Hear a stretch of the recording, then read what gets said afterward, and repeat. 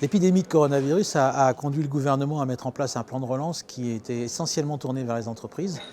L'ADEME a déployé une partie de ce plan de relance et donc ça nous a imposé de repenser complètement nos systèmes d'aide, mais y compris même nos approches des entreprises sur ces questions de transition énergétique et de transition écologique de manière plus large.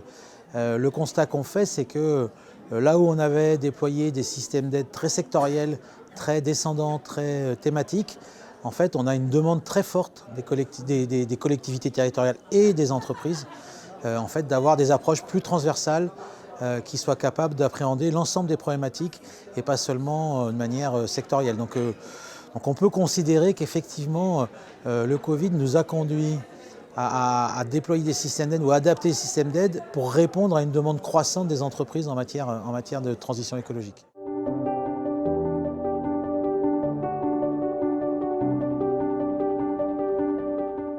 L'ADEME soutient Cap Raison d'être financièrement et scientifiquement. Pour nous, c'est important d'être dans ce projet. Quand le MEDEF est venu nous voir pour proposer cette démarche, on a beaucoup travaillé avec eux sur la construction du programme de travail. C'était un pari un peu risqué au départ parce qu'effectivement, comme ça a été évoqué pendant les débats tout à l'heure, il y a un vrai risque de greenwashing des démarches et c'est justement ça qu'on voulait éviter.